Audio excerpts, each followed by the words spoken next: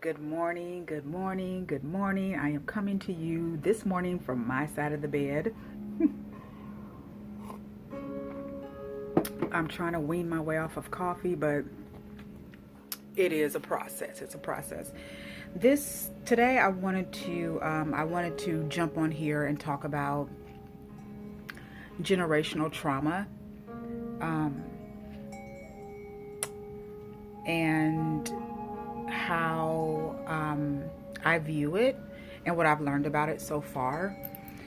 And generally, when I come on here and talk about these topics, it's from my own experiences. So, like I say in all my videos, if this resonates with you, fine. If not, I'm just humbled and happy that you're listening. Just maybe take a few components that may resonate with you. And if the entire message resonates with you, that's great too. But I was talking to my sister the other day, and I started to really, think about trauma and why I am the way I am, why I view things the way I view them. And I know for a fact it's based on my own experiences. That's kind of like it's just a logistical fact that, based on your own experiences, that's where your mind will take you. So, I was, sitting here and, going through this quarantine or going through the pandemic or trying to be as safe as possible.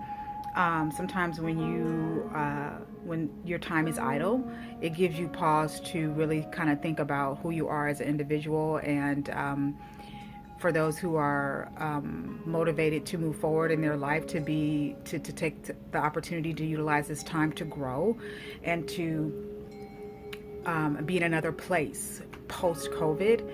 Um, that's what this pandemic is doing for me, at least. It's enabling me to kind of take pause to kind of do some things, and it also is giving me a motivational rush to complete things, which I have been doing, thank God. But generational trauma.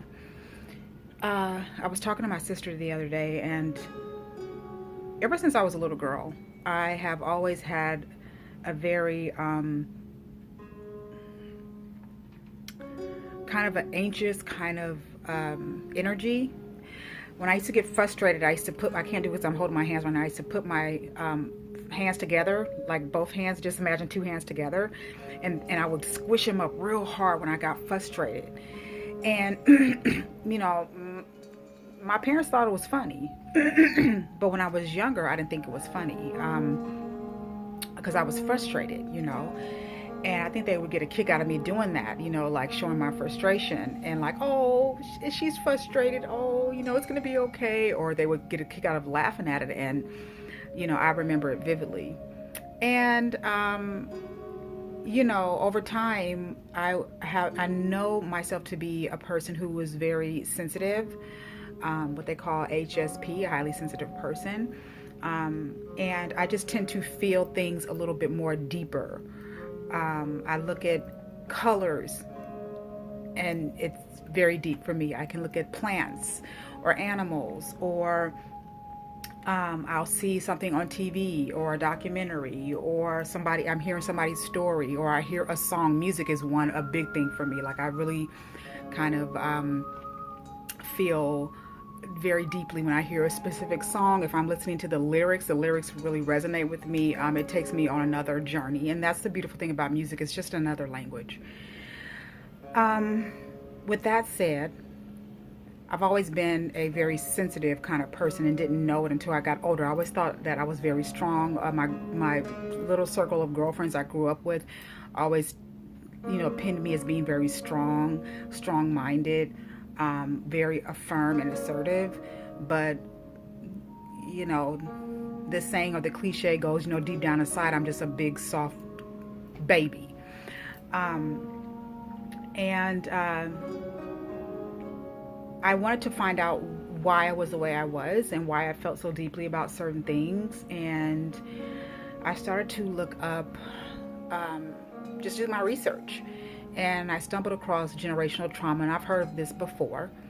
And I'm going to share what I feel I should share in terms of to get the point across. I'm not going to go deep into my life, but I will state a few things so you can understand where I'm coming from.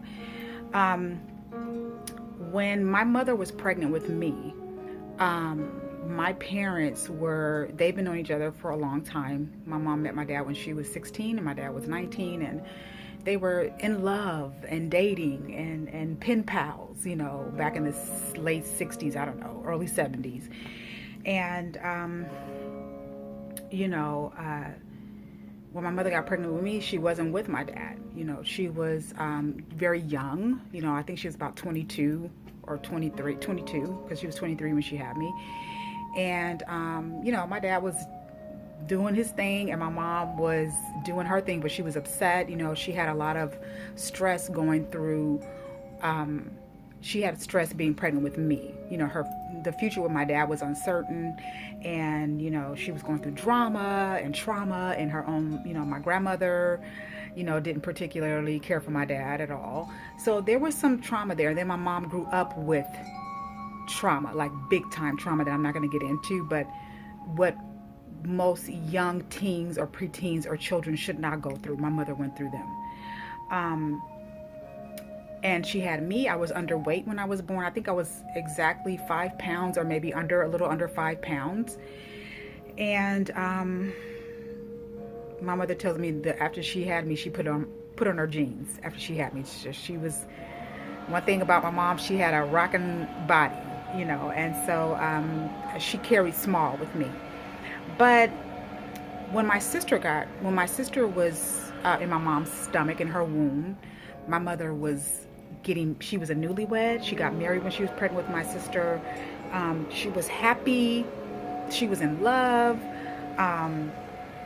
The universe was bringing itself together. They were buying a new house. And so those were good times for my mother, versus me.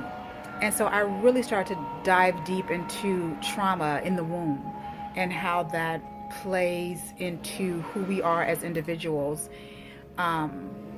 And it also plays into how we can change the trajectory of our lives, of our paths, of the way we think, if we decide to dive deeper into it and start the healing process. So I found myself taking on a lot of my mother's generational trauma. I found myself taking on a lot of her angst and anxieties and depressions, and I didn't want any part of it anymore. I've even at this age, I had come to realize that it is not for me to hold. But parents are human, they're human. And as we become parents ourselves, we see that our parents are human. They did the best that they could with what they knew, and my parents did the best with me with what they knew. However, I had to recognize and acknowledge the trauma that was passed down to me in terms of being anxious and anxiety and depression. And it's such a sad thing that in the Black community that we can't talk about this, but there is a shift, there is a movement going on right now with mental health within the Black community that should be addressed, and a lot of people don't talk about it, and it's sad. We don't want to out ourselves. We don't want to be honest. We want to be honest, but we want to do it with a price. We don't want to be clear and transparent. And the only way that you're able to heal is if you acknowledge certain things in your life, and you kind of see why you are the way you are now. I've had friends who had 2 parents in the home. I've had friends who had 1 parent in the home. I had friends who never knew their mother. I had friends who never knew their father. And you can't heal or begin the healing process unless you acknowledge these things. If you're questioning, maybe why you are the way you are, or if there are some certain aspects about yourself that you feel like you still need to work on, or that you're not happy about, or even vice versa, certain things that you have accomplished in your life, certain things that you are proud of yourself that you've done or that you have accomplished, look into your past. 9 times out of 10, the answers that you need in this life, or the answers that you need to catapult you into a growth mindset in order to be the best and highest version of yourself, which you guys hear me talk about all the time, for 99% of the time it stems from your childhood. You have to go back and you have to really look at certain things. How did your mom talk to you? How did your dad talk to you? What environment were you in? Where did you live? What kind of friends did you have? What were you taught? All that plays a part in who you are today. And it's up to us as adults now, living in this day, living in this age, for us to break those chains, to break that systematic or that generational trauma, because it's not yours to hold. So if you're looking at this and you know that there's been generational trauma within your family, it's gone down through the generations, and it's a fact. It's happened for us as Black people since slavery. So it's a fact. We all have as Black people trauma, generational trauma, which stems from slavery. But at the same time, look at your immediate family. Go back a couple of generations if you're able to do so, and find out why you will get answers. And a lot of people don't want to go back because it causes anxiety, it causes fears, it causes frustration, it causes a wave of sadness that people don't want to go back to their past and look. But the only way for you to heal, the only way for you to overcome your shadows is to face your shadows. You have to face your shadows. That is part of any type of journey. Any type of journey. I don't care if it's spiritual.